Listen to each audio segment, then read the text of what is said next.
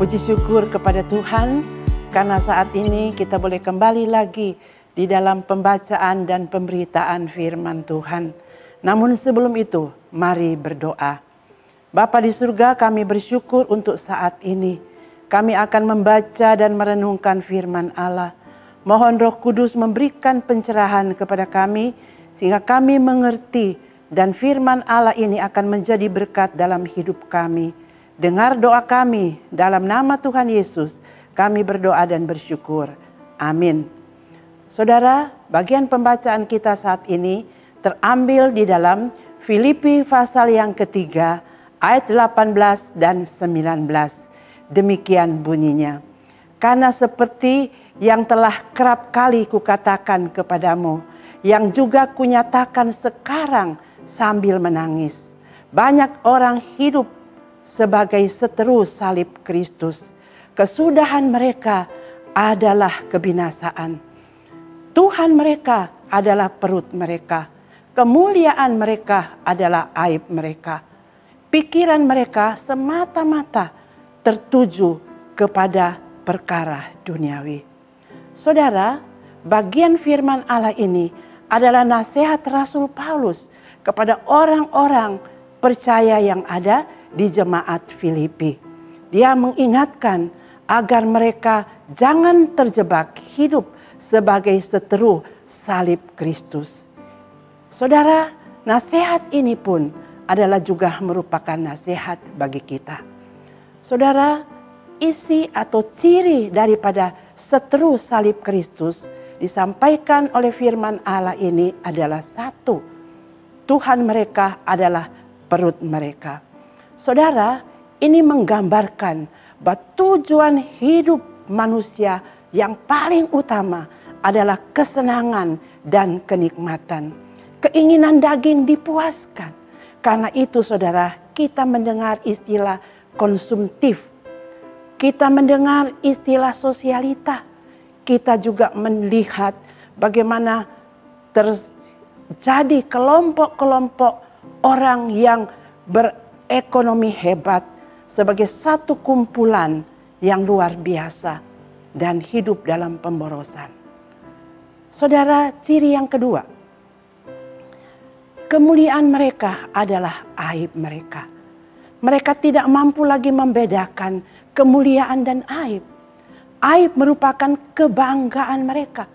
Karena itu saudara, kita mendapati dalam kehidupan yang kita mungkin lihat dan saksikan dan dengar, bagaimana kumpul kebo itu adalah hal yang wajar. Penyimpangan seksual, perselingkuhan, homoseksual, dan lesbian itu semua dianggap wajar. Flexing dianggap wajar, saudara. Bahkan memanfaatkan orang lain demi kepentingan diri juga dianggap hebat. Yang ketiga, saudara, adalah pikiran mereka semata-mata tertuju kepada perkara duniawi. Ini mau memberikan arti, saudara, bahwa mereka mengejar kepuasan di dalam hal-hal duniawi. Pikiran mereka ada, saudara, hal-hal duniawi. Pola pikir mereka adalah menuruti perubahan-perubahan zaman. Karena apa, saudara? Karena mereka takut diolok. Mereka takut diejek, mereka takut tersisihkan, mereka takut dianggap kuno, mereka takut dianggap ketinggalan zaman. Maka dari itu kita mendapati begitu banyak orang lakukan berbagai macam cara untuk mencapai tujuan.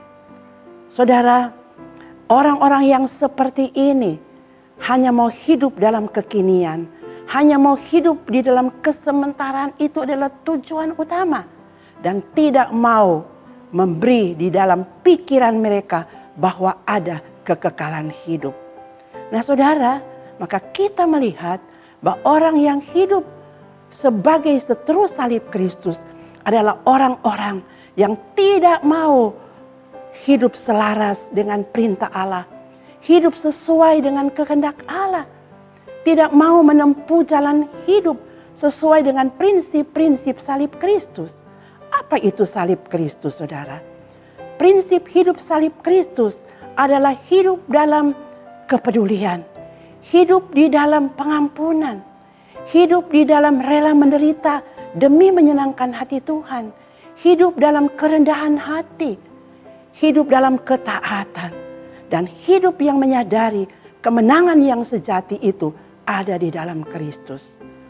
Orang yang hidup menurut prinsip salib Kristus tidak akan bertanya, berapakah yang harus aku terima? Tetapi dia akan bertanya, berapakah yang aku bisa berikan? Orang yang hidup menurut prinsip salib Kristus akan bertanya, bagaimanakah aku dapat hidup dalam kebenaran? Bukan bertanya, bagaimana aku boleh hidup mudah, hidup tidak menderita. Saudara, kita sekarang berada di minggu-minggu sengsara Kristus. Mari kita teduhkan hati sejenak. Evaluasi diri di hadapan Tuhan. Apakah saya sedang hidup sebagai seteru salib Kristus? Kalau demikian, saudara, mari bertobat. Dan kita mau hidup sebagaimana orang-orang yang sudah ditebus oleh salib Kristus. Sebagai orang-orang yang sudah menerima karya keselamatan Kristus di atas kayu salib. Dan kita mau memberitakan salib Kristus dimanapun kita berada. Mari berdoa.